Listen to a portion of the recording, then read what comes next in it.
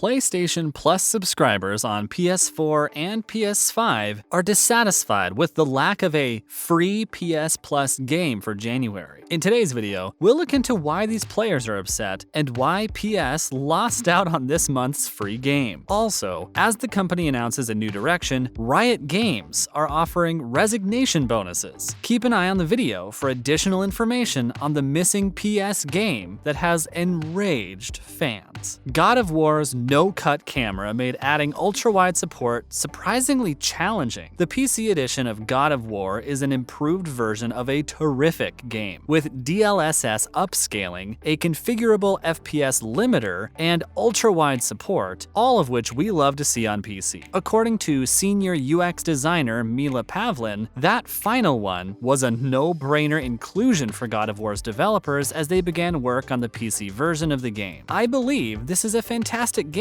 for the widescreen format," Pavlin stated. "It has those massive views, great sweeping moments, and cinematics to match. As we looked at how to showcase the game in the best possible way, I believe that was something that was very significant to the team. Making a game work successfully in ultra-wide requires several rather apparent tasks for UI designers. On a 21:9 monitor, you must ensure that UI components that are pinned to the edges of the screen in 16:9 are not awkwardly out of view. But that's not only one of the issues that developers must address in order to make ultra-wide operate. For games that were designed to support normal widescreen, the field of view at that wider aspect ratio can be a major issue. These kinds of animation flaws aren't exclusive to God of War's no-cut camera design. Pretty much every game designed for a fixed FOV will have some issues when the lens is widened. However, it exemplifies how much more difficult life becomes for games developed for a specific platform spec when they're ported to the PC. New PS5 patent suggests a backward compatibility fix is on the way. Mark Cerny, the chief system architect for the PS5, has submitted a new patent that hints at backwards compatibility. The new patent, titled Backward Compatibility Through Use of Spoof Clock and Fine-Grain Frequency Control, was first seen on Twitter by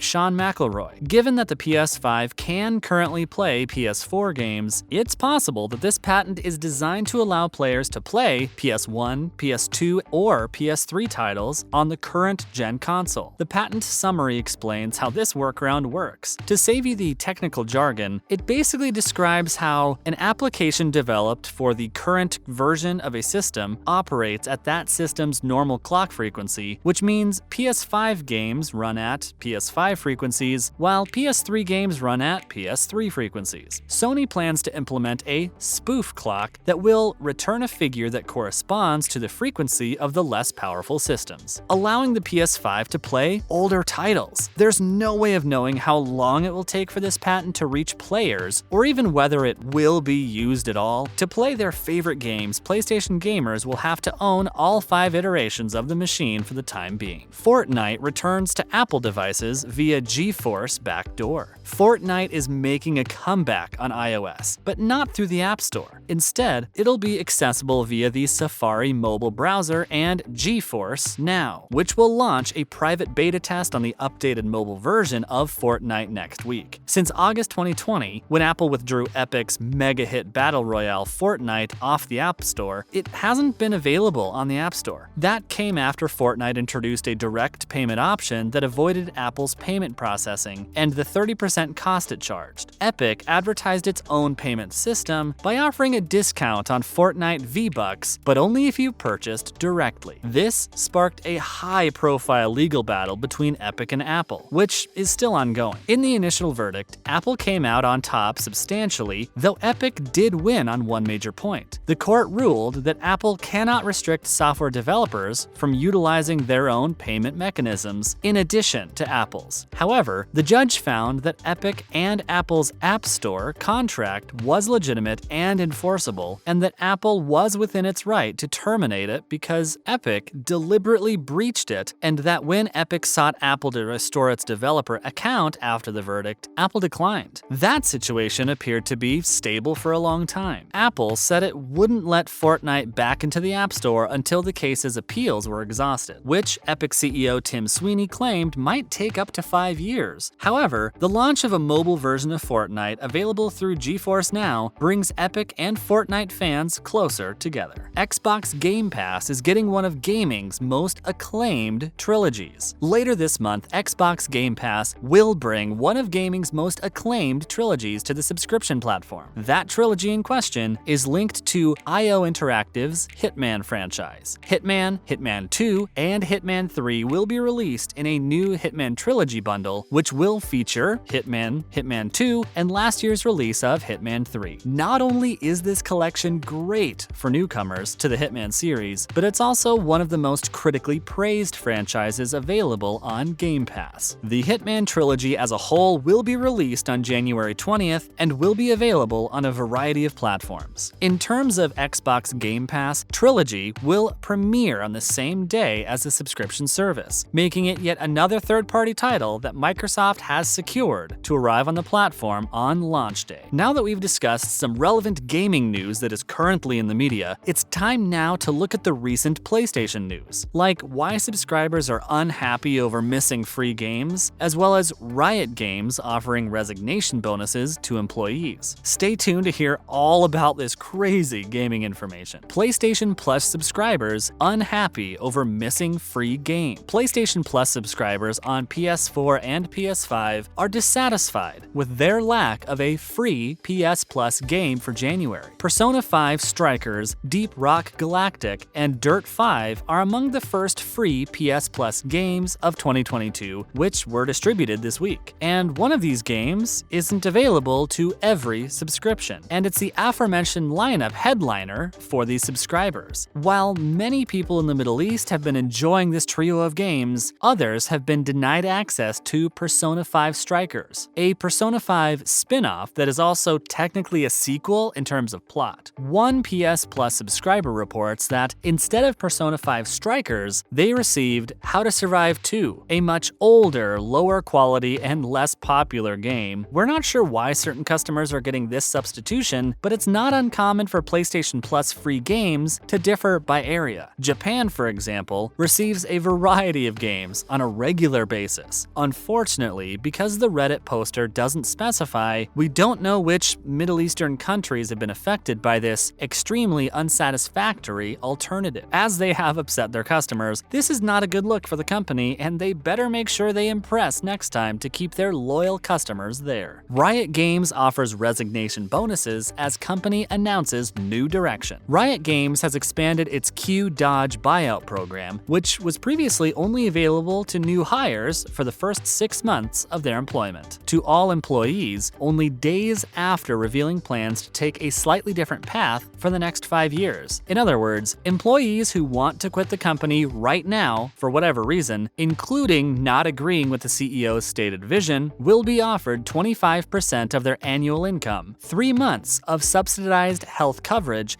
and other benefits during January. To participate in this buyout scheme, any worker, commonly known as a rioter, must resign. This might be for any number of reasons, but the Q-Dodge's extension shows it's largely intended to sift out people who don't think a job with the new Riot is a good fit for them. Riot is specifically asking people to sign on to the company's new 5-year plan, which CEO Nicolo Laurent detailed in a lengthy blog post on January 11th. Laurent discussed the company's objectives, its dedication to diversity and inclusion, and a restructure that has been going on for several years. Laurent gave Business Insider some explanation for the extended Q-Dodge, while also discussing how the change will position Riot Games for future success. Laurent argued that the program isn't about herd thinning. He told the publication, "We're attempting to build the business. All we want to do is make sure we have the ideal team of highly driven individuals." Riot's Q-Dodge buyout program, which gets its name from a word used to characterize gamers who abandon multiplayer lobbies before a match starts, has been around for a while, but it's usually reserved for new hires. There you have it, all the latest gaming news that is currently being talked about. It will be interesting to see what PlayStation does about this situation and having unhappy customers. And how does that sound? A bonus for resigning from your job? Unheard of. Give us a comment down below your thoughts on the situation.